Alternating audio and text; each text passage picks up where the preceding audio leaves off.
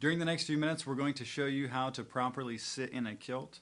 For those of us who wear a kilt on a regular basis, standing and sitting comes pretty naturally, but a lot of our customers, this will actually be the first time that they've ever worn a kilt. A lot of our customers in our store, they ask us, hey, how do I make sure that I can sit in this thing correctly without embarrassing myself? And I'll give them a demonstration on how to do that, but also tell them that sitting and standing in a kilt is not an exact science. Everybody likely has their own technique that they add to it. At the end of the day, there are 2 points that you must master. The first one, number one, is make sure that when you sit down, that you sit on top of your plates so that they're laid flat underneath you. If you don't do that, you'll just sit down right about like this, and your legs will be in contact with the chair, and then the back of your kilt is just going to get really wrinkled in the back.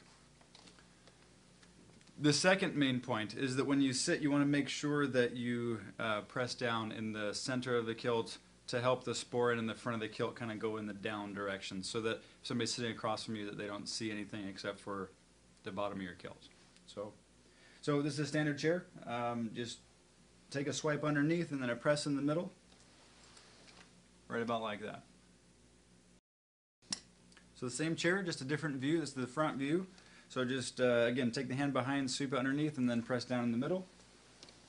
So you're, once again, sitting on the plates as they're laying flat, and then you give a press in the middle here so that if somebody's sitting across from you there, they're not seeing anything.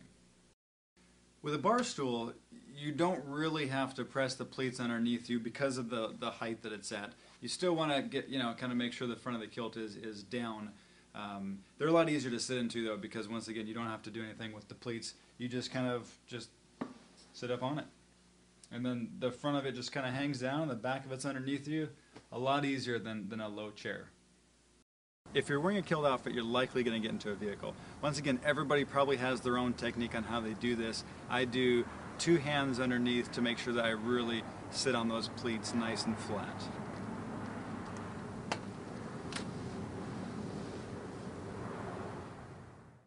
Be sure to practice your technique. You want to make sure that you're really comfortable in the kilt and also standing and sitting, especially if you're the groom. You definitely want to make a good impression on your in-laws.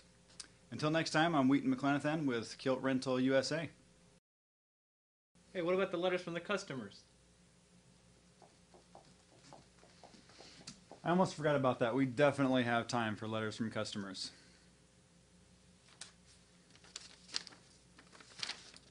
Smitty from Glasgow, Pennsylvania asks, how do I use the restroom in a kilt? That is an excellent question, Smitty. We get that question all the time from our local customers here at our store. And it's pretty simple. For the urinal, just grab a hold of the sporran, pull it over to the side, pull the front aprons up. Pretty simple. For the stall, there's no other option but to completely remove the kilt and the sporran and hang it out on the back of the door. Once again, this is Wheaton McClanathan with Kilt Rental USA. And be sure to check out our website as well as the rest of our kilt videos.